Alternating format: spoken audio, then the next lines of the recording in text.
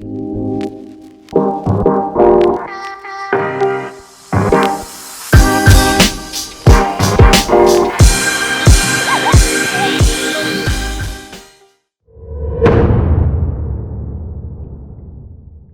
let's just get back to our senior member of real estate here and just kind of pick up where we left off, right? So what is going to be required in that pre-approval process? So what is the customer going to need or the potential buyer, I should say? Okay, that's another good question. So when the buyer goes and talks to the lender is going to ask certain questions like what is their name? Is there a co-borrower? A co-borrower. There we go. That's the word. On the loan. They will want things like your last 2 years of residency, where you've lived, the last 2 years of employment. That is going to be very important. Then they are going to also want to know what your assets are, how much you have in checking, savings, 401ks, stock market. Any kind of investments you have, they will want to know what those assets are because that does help you to pre-qualify and what your credit worthiness is. Then they will also be asking for your date of birth and your social security number because with those two and your legal name, they will ask for permission and they will pull your credit score. And that will dictate if they can even start working with you at that point and proceed with the loan, or if they need to do some credit repair. Give them the big picture. Gotcha. So they will do that portion. And then at the end of the conversation, the lender will ask them to submit some documentation. They will ask for 2 years of W-2s. They will ask for 2 to 3 months of bank statements. Each lender is a little different. They will ask for 2 to 3 months of your pay stubs to make sure that what you said your hourly or salary is in fact accurate. That way they can have the documentation. They may request 2 years of tax returns, but that is not always the case. Sometimes they just get the transcripts directly from the IRS. Okay. So that's kind of in a nutshell what is required in getting pre-approved. It takes about 30 minutes, 45 minutes, depending on how easy it is for you to remember the document or the information.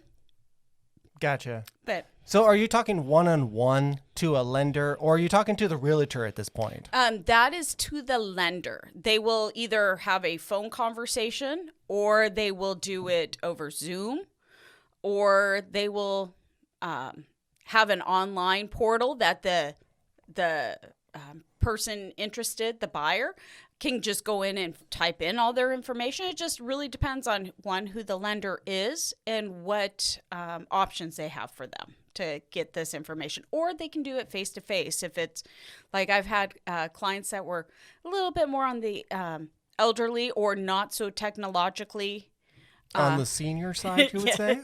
Yes. Oh my gosh. Yeah. Right. Or right. They Good just, company. Yeah. Thanks, Chris. But it just depends on what their comfort zone is, because there's some people that they really want to have that engagement, that face-to-face time. But with COVID, that's not always possible. And so we get very creative and we work within the parameters that the client can work in. Right. Which is nice. Yeah. Definitely. Everyone needs to be safe. Exactly. And you have to be caring about, whoever, you're interacting with.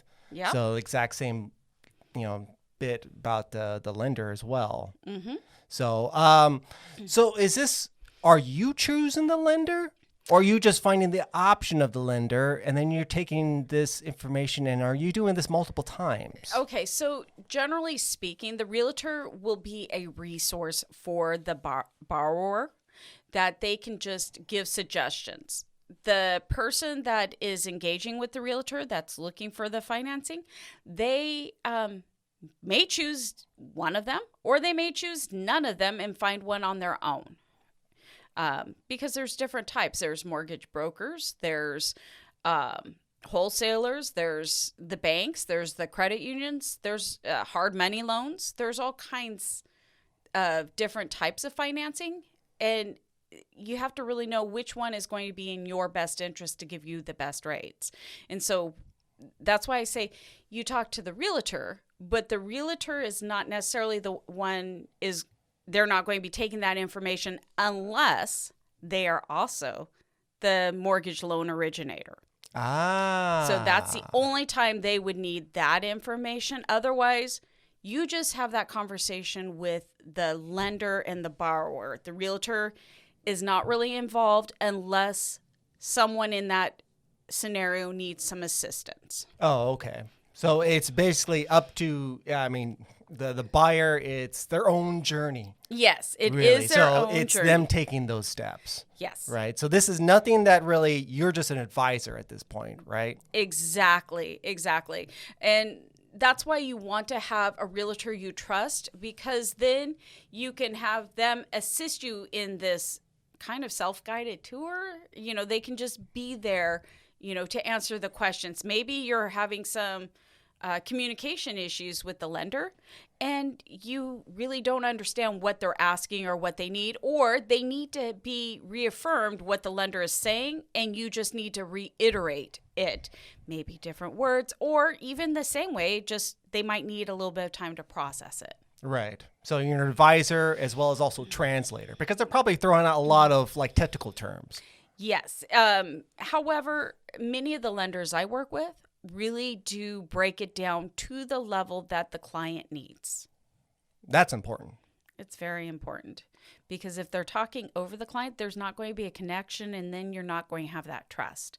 You want to build that trust with who you are dealing with, because this is a big transaction. It's a big purchase. It's not something that you do every single day unless you're a real estate investor. Right. It's not something you buy over the counter. Yeah, exactly. There might be some that, oh, look, I want that press, and, they do, but very few will do it that way. Right. That would be nice. I know. If I could get to that level, Yeah. it'd be looking pretty sweet. Yeah. But since we're not, then we have to go through all these extra steps. Well, I shouldn't say extra step, the necessary steps. Exactly. And you've got to remember that everyone's situation is unique to that individual. Yes, there are certain standards and guidelines and, scenarios that are similar, but everyone, it's unique on their journey. And so that's why you really want to find professionals that you trust, you relate to, you interact with, and that are not afraid to be upfront with you, to be truthful with you, and even give you maybe information that's hard for you to hear, but you need to hear it. Right. You don't want sometimes people want things sugar-coated, but sometimes you can't sugarcoat it. Well, not when it comes to money. No. Especially when you're the one dealing it out. Exactly. So, yeah, you kind of need to just tell me straight up. Right. This is what we need to do. Yeah. Well, and one of the things is that, if you're going for a loan, say you want a FHA loan, or it doesn't really matter, FHA, conventional, but you want that down payment assistance. Well, you can't really shop for that rate because it's a standard rate. Right. So those are the complications. Yeah. But we won't go into all those complications. Nope. We'll address that at another time. Exactly. Right? Mm-hmm. So I think this is a nice little ending point for us. Yep. So thank you for everyone for coming to This Old Lady. We picked this senior member's brain quite a bit. She needs a rest now. So thanks, Chris. Yeah. Get your bottle of Metamucil out, just kind of chill. And then we'll come back next time. You're not that far behind me. What are you talking about? Well, poll who you think is older. Really? It's obviously the one over there. It's like, hey, what do you think? How old do you think I am? And how old do you think she is? We'll figure this out, but we'll come back next time around. So, yeah. My name was Chris. My name was Cherie. Thank you all, and we'll see you next time. You have a great evening.